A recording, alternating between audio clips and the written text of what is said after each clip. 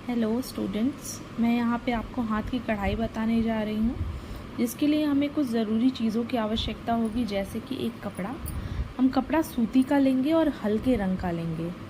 कपड़ा साफ़ सुथरा होना चाहिए। इसको मैंने 10 बाई 10 के साइज़ में काट रखा है। एक स्केल या इंच टेप लेंगे आप। धागा कढ़ाई करने के लिए एंकर का धागा लिया हुआ है, आप रेशम का धागा भी ले सकते हैं। एक सुई, कैंची, पेंसिल निशान लगाने को, और सबसे ज़रूरी चीज़ एक फ्रेम लेंगे। फ्रेम लकड़ी का, प्लास्टिक का, कई तरह का अवेलेबल होता है और साइजेज़ में भी होता है डिफरेंट। मैंने यहाँ पे छोटा साइज़ लिया है प्लास्टिक का फ्रेम, क्योंकि सीखने के लिए छोटा साइज़ का फ्रेम ज़्यादा कंफर्टेबल होगा। एम्ब्रॉयडरी करने के लिए मैंने पहले से कपड़े पे निशान लगा रखा है, जिसमें इसके नीचे स्टिचेस के नाम भी लिख रखे हैं, कौन सा स्टिच मैं आपको सिखाऊंगी। अब इस कपड़े को हम फ्रेम में लगा लेते हैं। फ्रेम में लगाने के लिए हमें फ्रेम को ऐसे खोल लेना होगा। फ्रेम के एक हिस्से को नीचे रख के और एक हिस्से को कपड़े के ऊपर रख के हमें फ्रेम को टाइट करना होगा। यहाँ से इस पेच को हम टाइट कर देंगे। ध्यान रहे बहुत लूज़ ना रहे फ्रेम, नहीं तो आपकी एम्ब्रॉयडरी क्लीन नहीं होगी।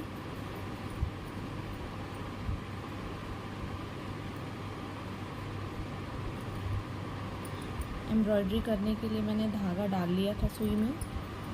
मैंने 4 लेयर लिए हैं धागे के, जिससे आपको दिखाई देगी स्टिचेस।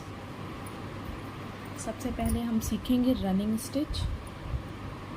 रनिंग स्टिच करने के लिए हमने ये कपड़े के पीछे से सुई को आगे निकाला और इसको बराबर दूरी में नीचे डाला सुई को, फिर बराबर दूरी में बाहर लाएंगे सुई को। ये डिस्टेंस हमारा बिल्कुल सेम होना चाहिए। फिर से हम धागे को ऊपर लाके फिर से सुई को नीचे डालेंगे कपड़े के, फिर बराबर डिस्टेंस पे हम सुई को ऊपर निकालेंगे।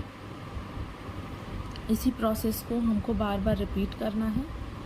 इसका बेसिकली यूज़ हम कांथा एम्ब्रॉयडरी में करते हैं।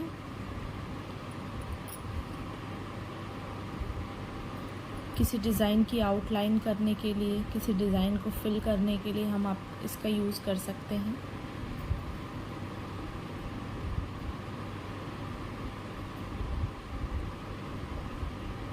ध्यान रहे हर स्टिच का डिस्टेंस एक सा हो, तभी ये कढ़ाई देखने में सुंदर लगेगा। हल्के हाथों से ही खींचना है, बहुत ज़्यादा हमें धागे को खींचना नहीं है।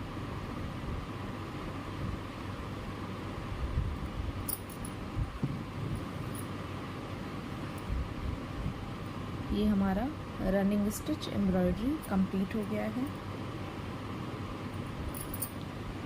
अब हम फ्रेम को पलट के यहाँ पे एक नॉट लगा देंगे, जिससे हमारी एम्ब्रॉयडरी सिक्योर हो जाएगी।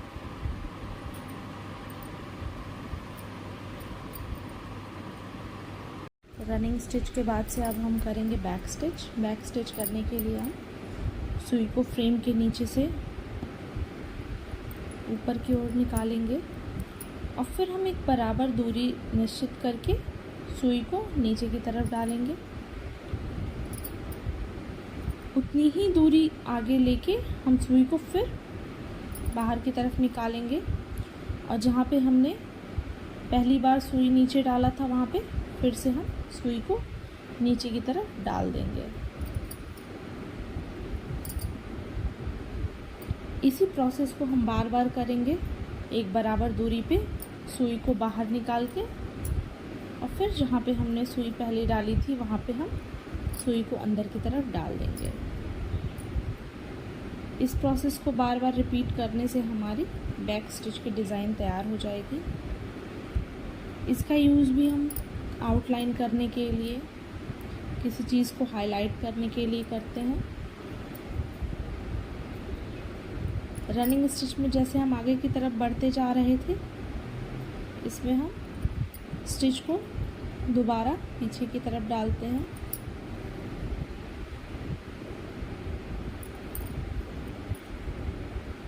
ध्यान रहे एक सीधी रेखा पे बने डिज़ाइन, नहीं तो फिर ये देखने में अच्छा नहीं लगेगा।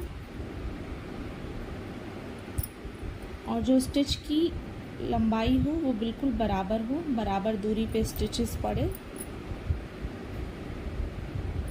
अगर डिस्टेंस का डिफरेंस होगा तो आपकी सिलाई इवन नहीं आएगी और वो देखने में भी अच्छा नहीं लगेगा।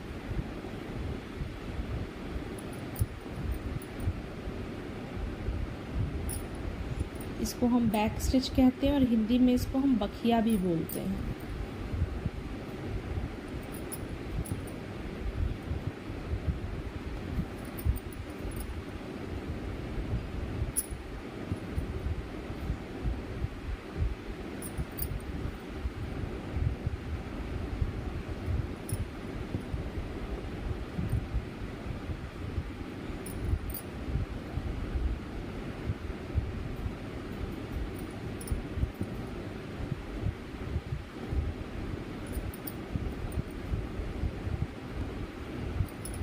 अब हम स्टिच को फिनिश करके पीछे की तरफ गांठ लगा देंगे।